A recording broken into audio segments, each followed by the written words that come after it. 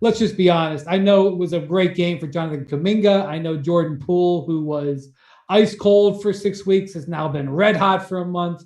But that was a terrible loss. They a couple of they just lost up in Philly to the Sixers without Embiid and without Harden. They basically punted the game so they could get a head start on their trip to LA. And then they get the Warriors on the second night of a back-to-back. Steph is out. Draymond is resting. Clay is resting. Otto Porter is resting. I don't know if that makes a difference. So the point is they're down to the starting lineup. I don't think they've used all year, and they get run out of their own building. And then on the sideline, now I don't have Thanksgiving dinner with all these folks, but I know all these folks. I know Jimmy Butler. I know Kyle Lowry. I know Erik Spoelstra. And so Udonis Haslem was one of the stars of this thing. Yeah, I don't know Udonis that well. I've been covered him for 4 years, but I know what he's about. Mm-hmm. And so to see, thank God for the camera phones. Thank God for a fan recording a very what would normally be a mundane, mid third quarter timeout, where you see Erik Spoelstra very clearly say, "What do you want to bleeping fight me?" and then has him coming in. I'll beat your boop boop boop. How many people do you think Udonis Haslem has said those words to in his 19-year NBA career? A lot. The answer is a lot. At least triple digits. Yeah, the answer is a lot. But my favorite thing, Kyle Lowry did my two favorite things in the little uprising, if you will. First off, I loved Erik Spoelstra finding a clipboard on the ground. The clipboard was on the ground. He picked it up just so he could throw it. Extra points for Spo on that. And this was after it had left the bench area and spilled out onto the court. Yes. Thank God for footage that we got.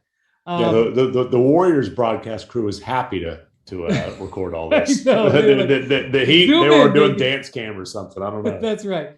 So but the thing I loved as it was going down, Kyle Lowry just gets up and walks away. He's like, I'm not here for this ridiculousness.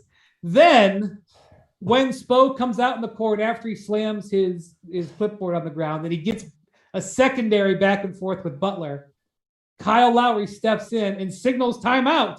He was calling a timeout from the timeout. He was calling a timeout in the timeout. That's a technical foul. A timeout in the timeout is a technical foul. PJ Tucker also gets nominated for Best Supporting Actor in this deal as well, because the camera phone angle, which is from behind the bench, like you said, you can see Spoelstra clearly. We don't know what Jimmy said to get that response from Spoelstra, but you saw PJ sitting right next to Jimmy, and he looked the other way and just had his face like, whoa.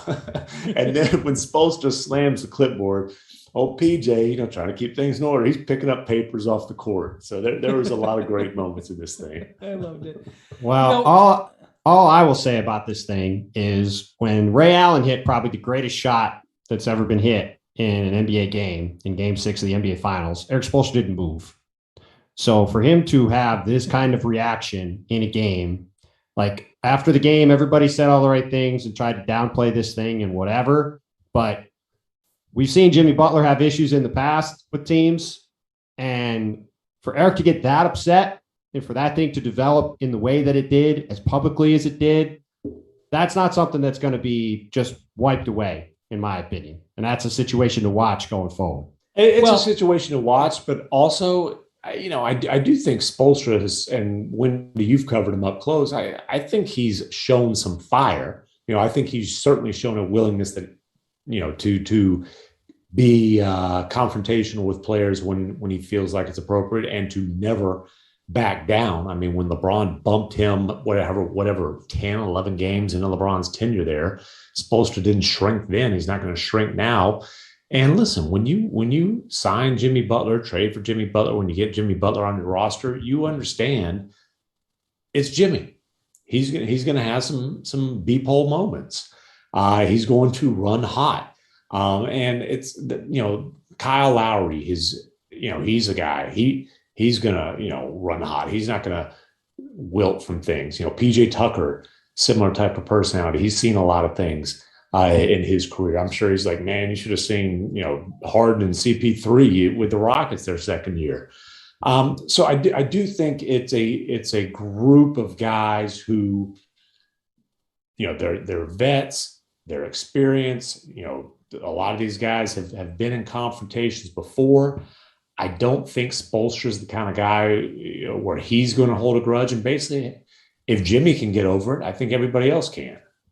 We don't know what goes on behind the scenes in practices, in film sessions.